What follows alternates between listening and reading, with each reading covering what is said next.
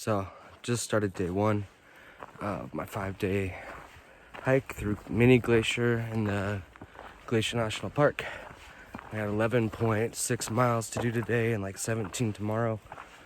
A big ass pack too. It's like 45 pounds, I'd guess. But man, it's beautiful out here. We're in bear country.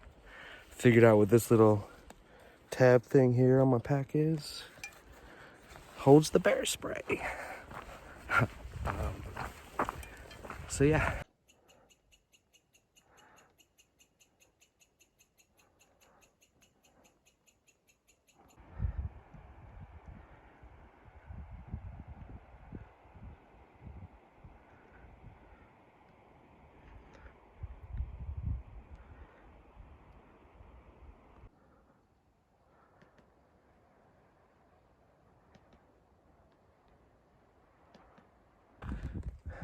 Do a little log here.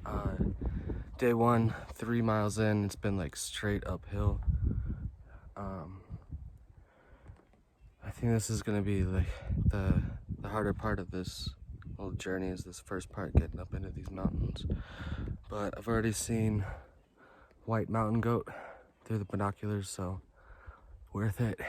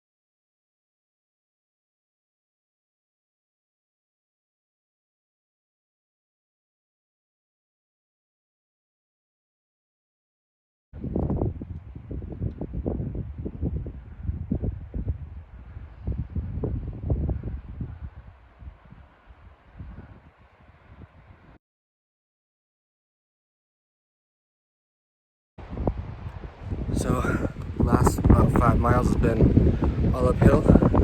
Finally made the pass right behind me. Let's see. So it looks like from here on it's gonna be downhill, which is good because man, that climbing that was a lot.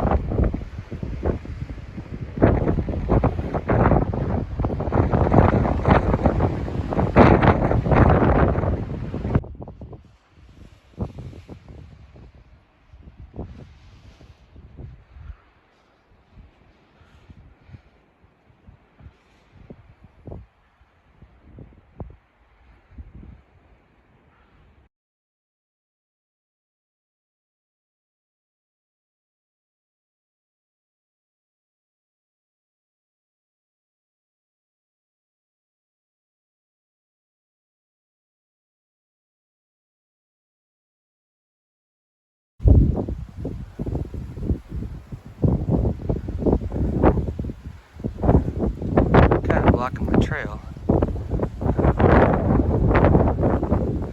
Big old grizzly bear right there. So I just had my first grizzly bear encounter, and he was right up above me on the trail. Scared the shit out of me. I ended up falling down trying to back up. You can still see him, he's going down right now. Got some other video of him. Yeah, he was huffing and puffing at me. It started clapping as I was walking back, and then fell over some rocks and tripped and looked like a dummy. But yeah, still shaking. That was awesome. Bye, bear.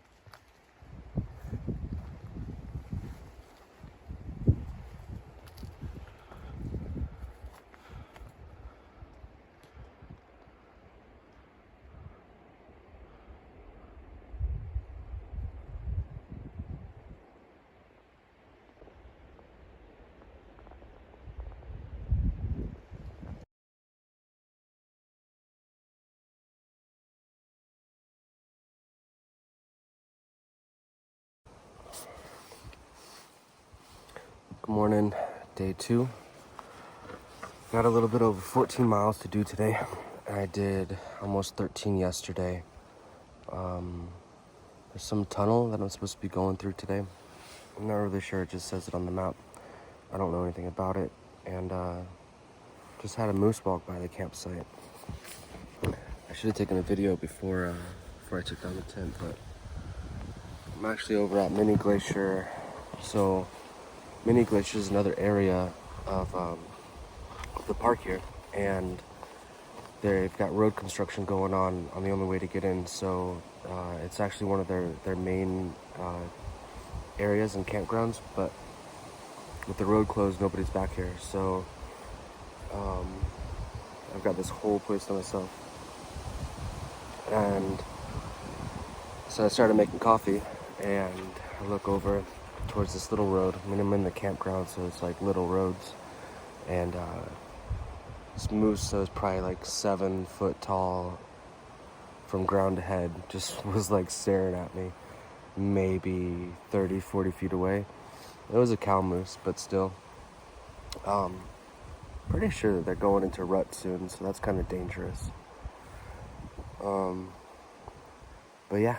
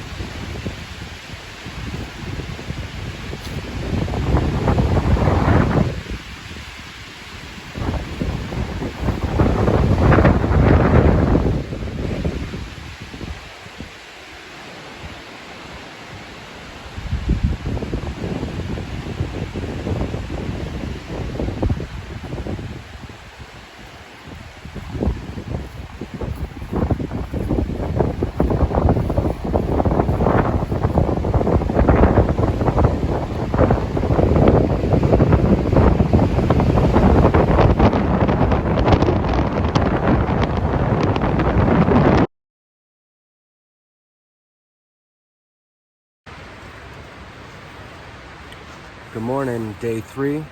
I feel so thankful to be here right now.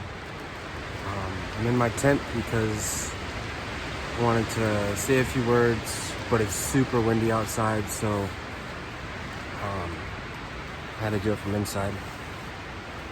I missed my mark yesterday. I was supposed to do 14 miles, ended up doing 10. Had to go over a pass. That was a good 2,000 feet, almost straight up, within a quarter mile, maybe half a mile straight up. And then coming down on the other side, like, people think that going up's the worst, but going down, it depends on like the grade. Going down just really burns the thighs, especially when it's a really steep grade. But it was really beautiful. Got to go through that tunnel that I took the video of, and it was coming out of those mountains, really beautiful. This side, this little valley looks more bear habitat-ish, I guess, but I haven't seen an animal at all since I've been over on this side. Well, really since yesterday morning, since I saw the moose. The first day is where I saw almost all the animals, and I had that grizzly encounter. That was pretty scary. Well, not scary, just unexpected, I guess is the best word to say. And so I know a lot of people hike with bells to try to, so you don't startle bears, because that's one of the 3 reasons that they attack, is from a defensive point. So I have some cans that I'm gonna kind of tie together so they clank, because every time I turn a corner or get into kind of an open area or an area that I feel is a little iffy as I'm coming into it, as I'm hiking, I'll clap or make noise, but and I'll still do that. But I feel like with something clanking around, it might help a little bit with spooking a bear, because it's definitely not something I want to be doing out here. Yeah, so off to try to get in 10-12 miles today, so I'll show y'all some videos from it. Isn't really on my trail, but figured I'd stop for a break and cross the bridge, see if I can devour this Pop-Tart fast enough. The good thing about Pop-Tarts on the trail, no matter how squished up they get, they kind of remain the same.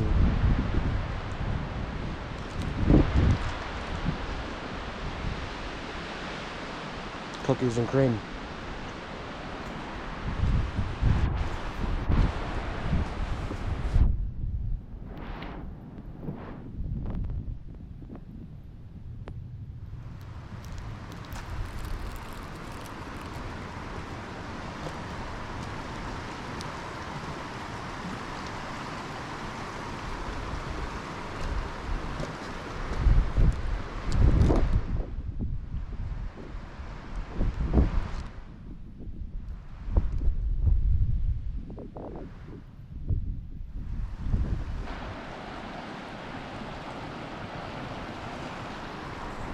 A+. I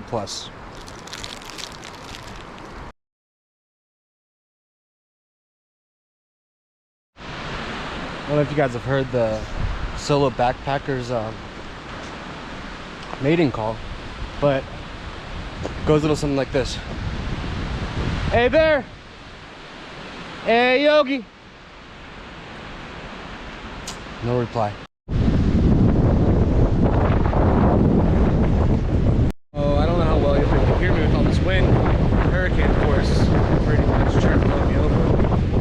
I've got to form this little inlet here. So, take my pants off, shoes off, take my pack. Hopefully it stays dry. This wind is so I've got to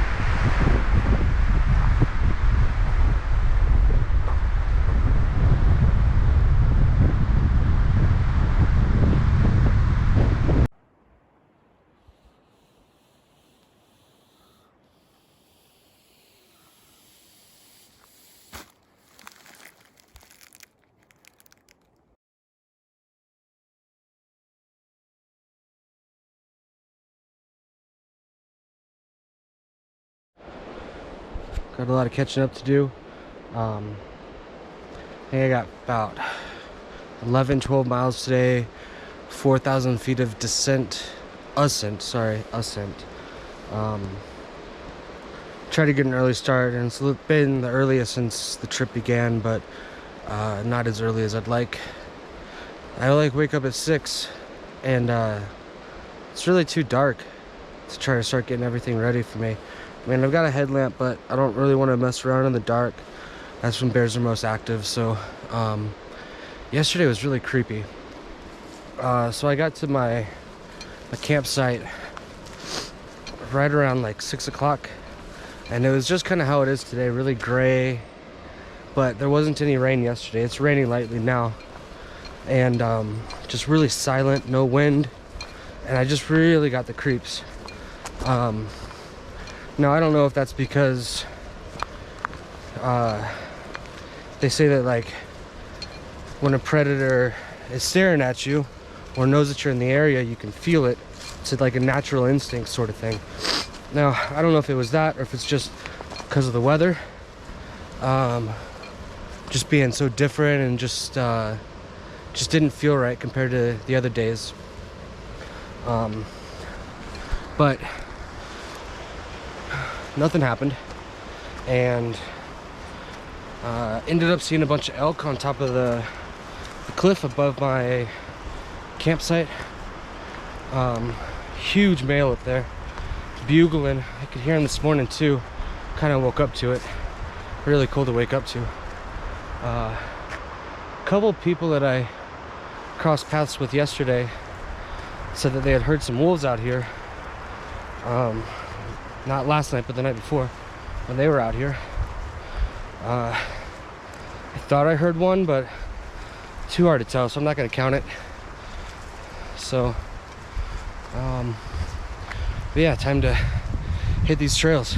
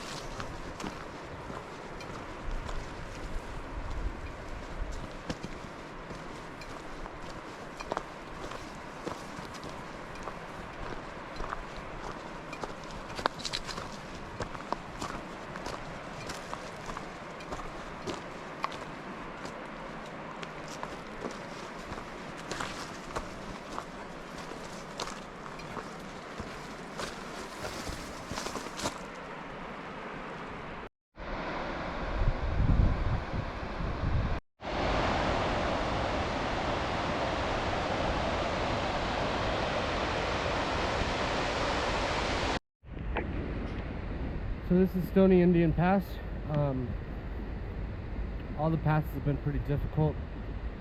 They're at least 2,000 feet in elevation. I've got 2 passes to do today, but this one takes the cake for being beautiful. Man, look at this.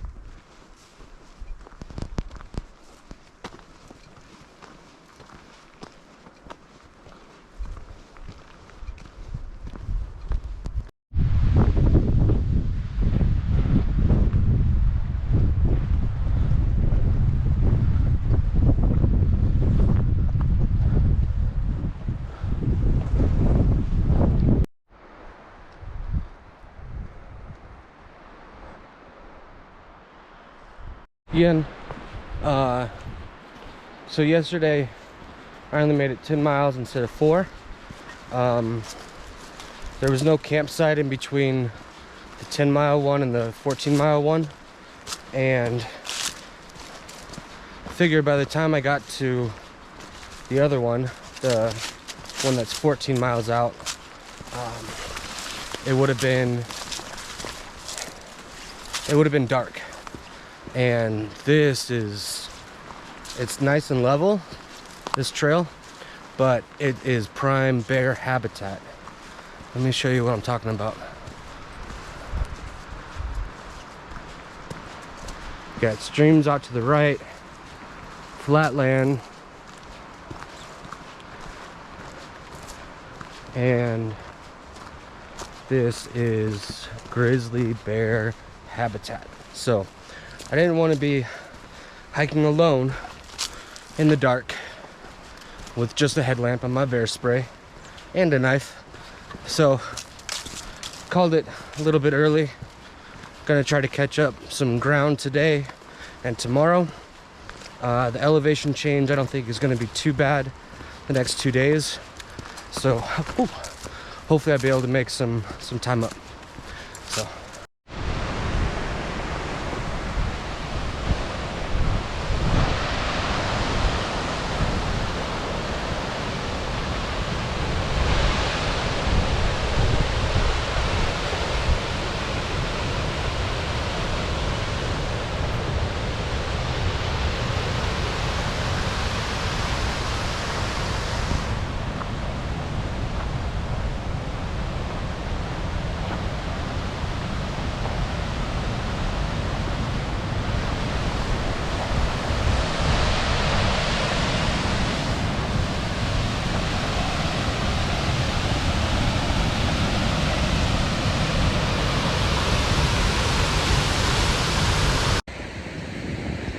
day 3, day 4. I just wanted to show a little bit of what happened on day 3. So I started off on the other side of this mountain right here, this ridge line. And then walked from the other side of this all the way around, down into here, around these lakes. Camped right about here. Probably started right about here, but on the other side of this guy. It's a good little hike. So I thought I got over the pass, and I got up on top, and then I see this. And I've got to go up one of these ways. I'm not really sure which way the trail's gonna go, but one of those. Got to make it up to the top of those waterfalls now. I don't think I've ever seen it snow in September, but here we are.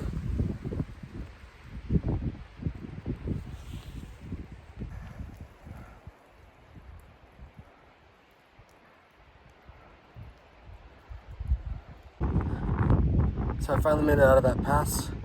I'm up on top of the pass, and check out this view from the other side.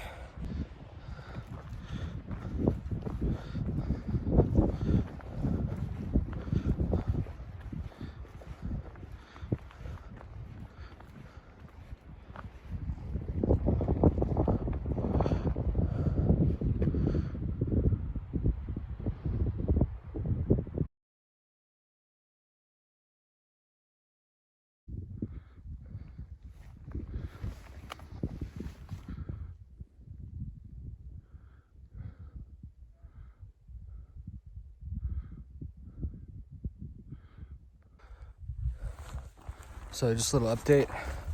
I'm on day 5, heading out.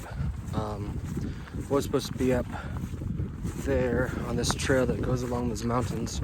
I forget the name of it, but it's part of the Continental Divide Trail. I decided against it because yesterday I really pushed myself. I think I got 15 miles in with 4,000 feet of elevation climb and descent. Well, 1,000 descent. The campsite was being snowed on, super windy, out in the open. My boots were soaked, socks were soaked. I was freezing by the time I got back. It was snowing like little pebbles, but a lot and really fast.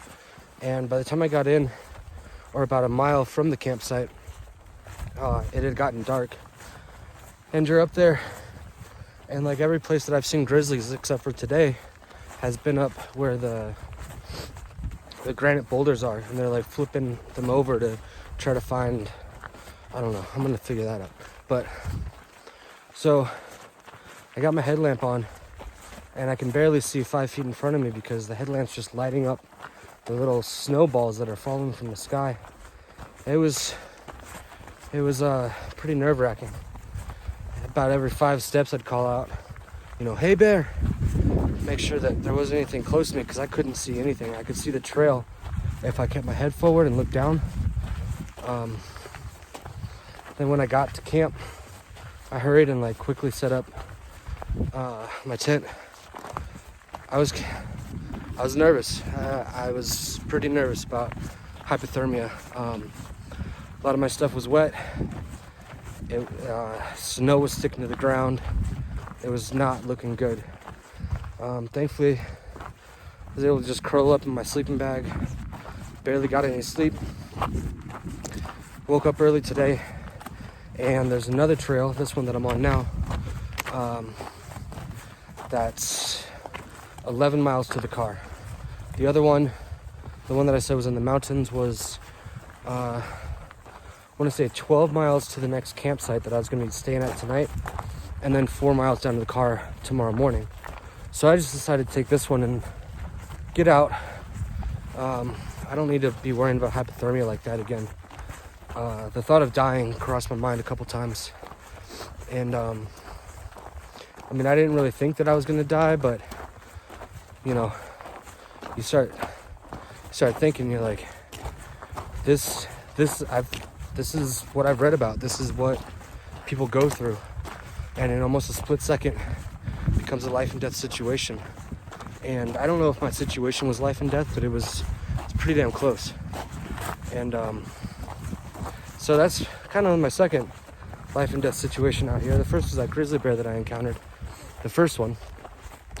I encountered another one today. Sow and a cub. And that kind of scared me because, you know, everything that I've read about, the moms are super protective. You don't want to be around one when the cub's there. And the cub was there. And the cub's like standing up on its hind legs and like sniffing at the air, trying to figure out what I was. The mom had blown out like a warning sort of noise at me. And that's what the first one did too. Man, I was quick to drop my gloves and pull out my canister, but she didn't do anything. She just kept digging at rocks and stuff, doing what grizzly bears do, I guess, this time of year. So, all right, well, I think I got about 6 more miles back to the car, and I'm gonna get warm because this temperature change really was unexpected and really made things fun.